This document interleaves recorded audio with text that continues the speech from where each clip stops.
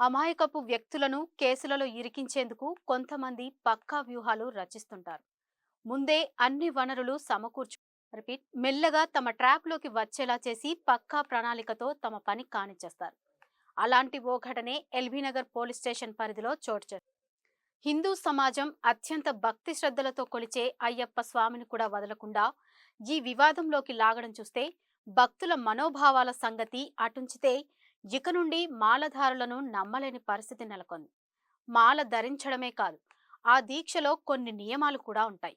మరి ఆ విషయం తెలియక అలాంటి తప్పులు చేస్తారా, లేదంటే తాము కొన్నిసార్లు శబరిమలకు వెళ్లి రావడంతో ఆ నియమాలు తమకు వర్తించవు అనుకుంటారా? ఈ సమాజం త్వరలోనే తెలుస్తుంది. ఇక అసలు విషయానికి వస్తే ఎల్బీనగర్ కామినేని ఆసుపత్రి ముందున్న బాలాజీ మెస్ విషయంలో ఇద్దరు యాజమాన్యాల మధ్య కొంతకాలంగా వివాదం నడుస్తుంది.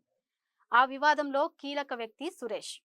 ఓ రోజు అనుకోకుండా జరిగిన ఘటనలో ఇద్దరు యాజమాన్యాలు హోటల్ వద్ద ఘర్షణకు దిగాయి. ఆ ఘర్షణ జరుగుతుండగా సురేష్ తన స్నేహితుడైన కుంభం శ్రీనివాస్ రెడ్డికి ఫోన్ చేసి అర్జెంటుగా హోటల్ వద్దకు రమ్మని, లేదంటే ప్రత్యర్థులు తనపై దాడి చేస్తారని చెప్పాడు.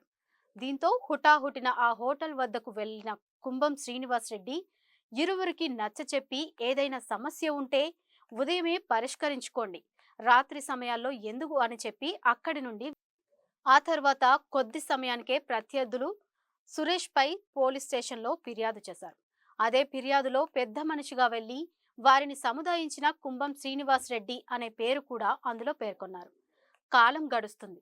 రోజులు, నెలలు, సంవత్సరాలు గడుస్తున్నాయి. కానీ ఆ కేసు కొలిక్కి రావడం లేదు.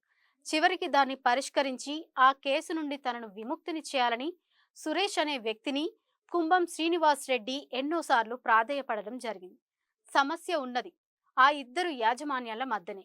అలాంటిది ఏమాత్రం సంబంధం లేకుండా ఏళ్ల తరబడి కేసు చుట్టూ తిరుగుతూ ఇబ్బందులు పడుతున్న శ్రీనివాస్ రెడ్డి అదే విషయాన్ని అడగడానికి అక్కడికి వెళ్ళాడు.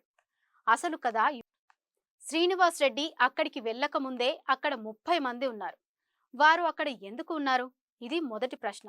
సరే, వాళ్ళు ఆ హోటల్లో పనిచేసేవారు అంటే ఆ హోటల్ గత కొంతకాలంగా మూతపడి ఉంది.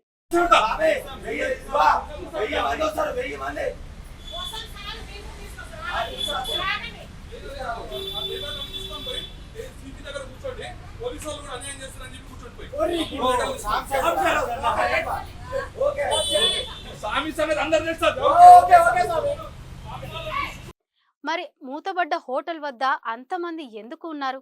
సరే, ఉన్నారు అనుకుందాం.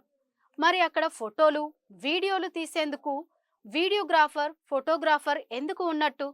శ్రీనివాస్ రెడ్డి దాడి చేస్తాడు అనుకుంటే ముందే పోలీస్ స్టేషన్ను ఆశ్రయించేవారు. కానీ ఆ పని చేయలేదు. ఎందుకు?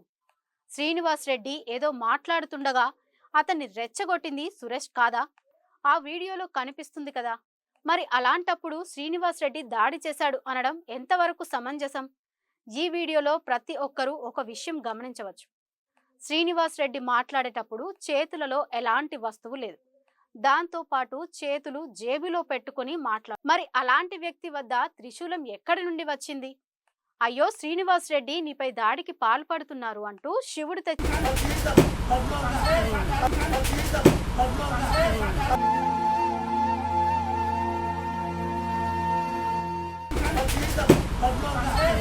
ఇచ్చాడా? అబద్ధం చెప్పినా అతికినట్టు ఉండాలి అంటుంటారు. ఆయనపై 30 మంది ఏకకాలంలో మూకుమ్మడి దాడికి పాల్పడితే శ్రీనివాస్ రెడ్డి దాడికి పాల్పడ్డాడు అని వార్తా కథనాలు ఎలా ప్రసారం చేస్తారు? అక్కడ ఇద్దరి మధ్య ఘర్షణ జరిగితే 30 మంది మీద పడినట్టు వీడియోలు స్పష్టంగా ఉన్నా గిరిజన మహిళపై దాడికి పాల్పడ్డాడు అంటూ వార్తా కథనాలు. గిరిజన మహిళ ఎక్కడ ఉంది అక్కడ? మాజీ రౌడీ షీటర్ అంటూ వార్తలు మాజీ రౌడీ షీటర్ అయిన కుంభం శ్రీనివాస్ రెడ్డిని పోలీస్ డిపార్ట్మెంట్ వారు తక్షణమే అతని మీద చర్యలు తీసుకోవాల్సిందిగా మనస్ఫూర్తిగా నేను ప్రార్థిస్తున్నాను. చేశారు. ఎక్కడ ఉంది మాజీ రౌడీ షీటర్ అయిన కుంభం శ్రీనివాస్ రెడ్డిని? రౌడీ షీట్ ఏమన్నా ఆధారాలు ఉన్నాయా? ఉంటే బహిర్గతం చేయాలి. అలా తప్పుడు ప్రసారాలు ఎలా? మాజీ రౌడీ షీటర్ అయిన కుంభం శ్రీనివాస్ రెడ్డిని డబ్బుతో ఏదైనా చేయవచ్చు. అన్ని వ్యవస్థలను మేనేజ్ చేయవచ్చు అనుకునే సురేష్ లాంటి వ్యక్తులు సమాజానికి ఎప్పటికీ కీడే. అసలు ఎక్కడికి పోతుంది ఈ సమాజం? మాలలు వేసుకుని కబ్జాలకు పాల్పడడం సరైన చర్యనా? ఇదంతా వ్యూహం ప్రకారం జరిగింది అని అనిపించడం లేదా? వాళ్ళే దాడికి పాల్పడుతూ వాళ్ళే వీడియోలు తీసి కేసులో ఇరికించడం ఇదే వారి పని. సురేష్ లాంటి వ్యక్తుల వల్ల ఇంకా ఎంతమంది జీవితాలు నాశనం కావాలి అని సామాన్యులు సైతం ప్రశ్నిస్తున్నారు. ఆయన హోటల్ కబ్జా చేయడానికి ప్రయత్నం చేస్తూ పోలీసులను తప్పుదోవ పట్టించడానికి అనవసర వివాదం సృష్టించి శ్రీనివాస్ రెడ్డి అనే వ్యక్తిని కేసులో ఇరికించి తన పనిని చాకచక్యంగా పూర్తి చేసుకోవచ్చని అతని వ్యూహం. ఆ వ్యూహంలో భాగంగానే కెమెరాలు, వీడియోగ్రాఫర్ల ఏర్పాటు అని. అసలు ఈ ఘటన పూర్వపరాలు చూసి సురేష్ చూపిన తెలివితేటలను చూసి ముక్కున వేలే.